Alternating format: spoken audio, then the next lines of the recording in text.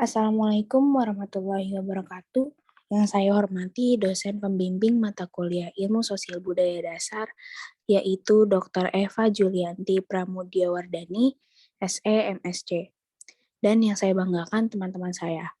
Perkenalkan, saya Asyafa Sajida dari perwakilan kelompok 1 akan memimpin diskusi pada malam hari ini. Sebelumnya saya akan memperkenalkan anggota kelompok saya.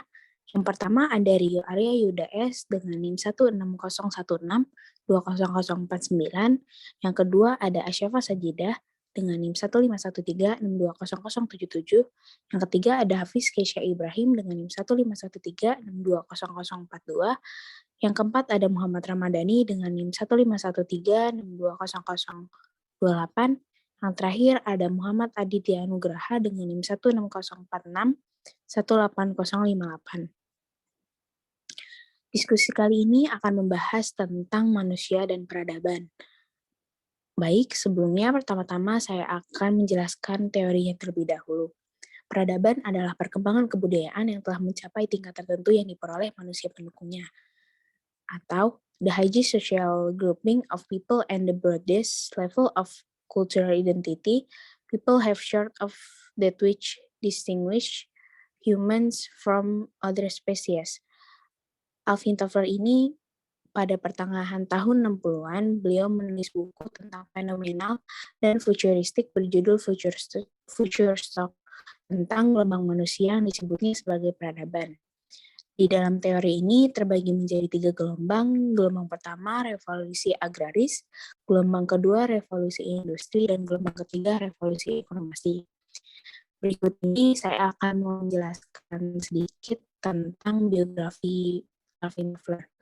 Beliau lahir di Brooklyn, New York City pada 4 Oktober 1928.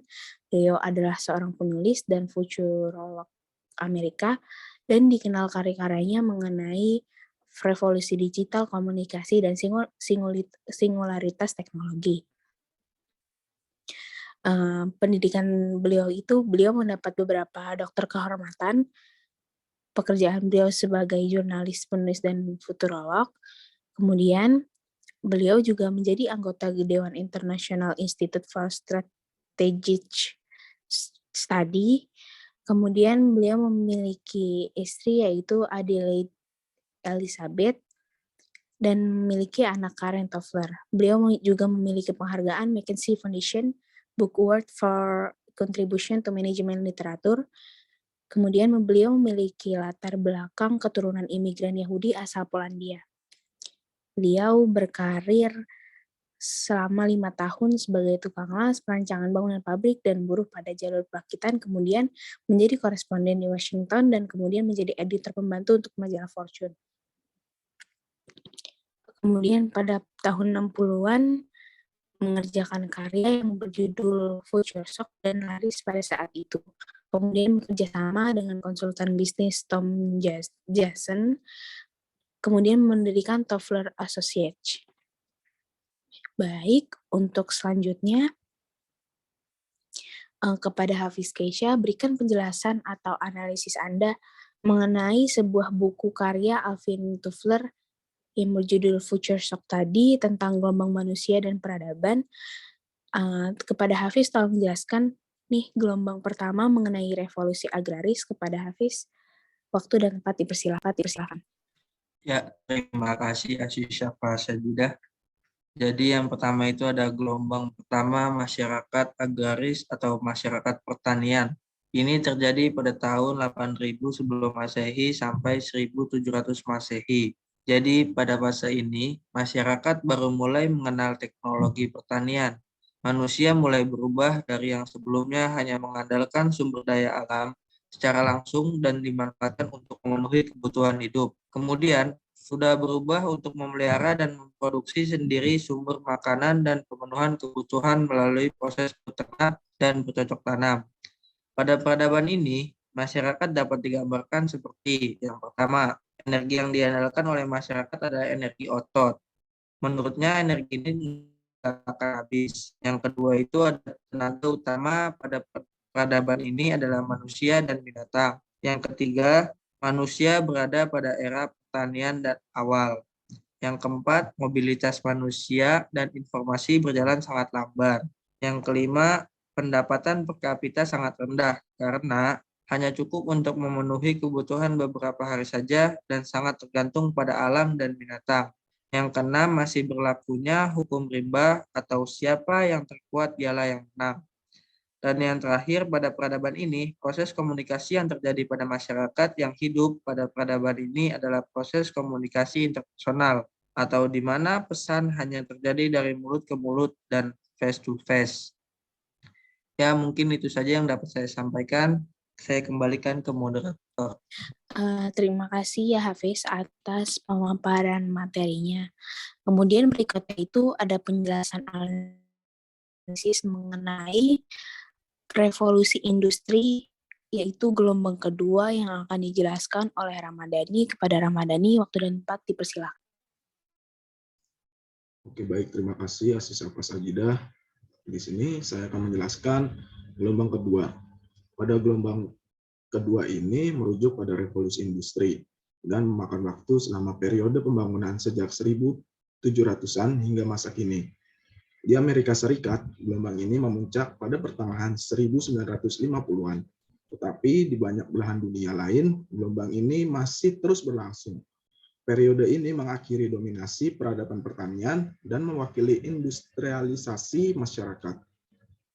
Teknologi yang diperkenalkan pada gelombang ini pada umumnya berdasarkan pada mesin elektromekanik yang digerakkan oleh bahan bakar fosil yang tidak terbarukan, menyebabkan perubahan secara luas dalam meningkatkan masyarakat. Untuk contoh-contohnya pada teknologi ini meliputi mesin uap, kendaraan bermotor, dan listrik. Keluarga menjadi lebih kecil dan beralih kerja dari lahan-lahan pertanian ke pabrik-pabrik. Dan pendidikan beralih dari pendidikan di rumah menjadi pendidikan yang terorganisir di dalam kelas. Oke, baik. Begitu yang bisa saya sampaikan. Kurang lebihnya mohon maaf. Saya balikan lagi kepada moderator. Baik, terima kasih Ramadhani atas pemaparan materinya. Kemudian kepada Rio Arya, berikan penjelasan mengenai revolusi informasi atau gelombang ketiga. Kepada Rio, waktu dan tempat dipersilakan.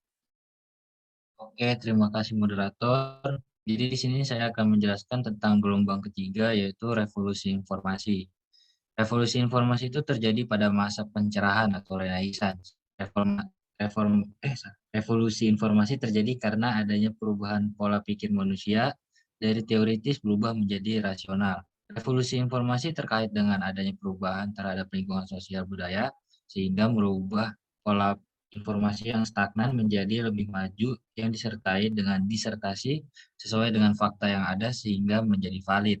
Contoh dari revolusi informasi ini munculnya pandangan tentang bumi bulat yang mematahkan argumen dari orang-orang terdahulu tentang bumi itu datar. Ya, sekian dari informasi saya kembalikan ke Baik, terima kasih Rio atas pemaparan materinya. Kemudian yang terakhir ini ada kesimpulan. Dari 3 kesimpulan ini, tolong untuk Muhammad Aditya Nugraha, berikan penjelasan mana sih teori yang di antara ketiga teori ini, teori yang lebih relevan. Kepada Muhammad Aditya, waktu dan tempat. Baik, saya akan membacakan kesimpulannya. Berdasarkan teori Alvin Toffler, gelombang yang lebih relevan pada zaman saat ini adalah gelombang 3, yaitu revolusi informasi. Terima kasih. Baik, terima kasih Aditya Nugraha. Untuk teman-teman, saya akan akhiri diskusi kali ini.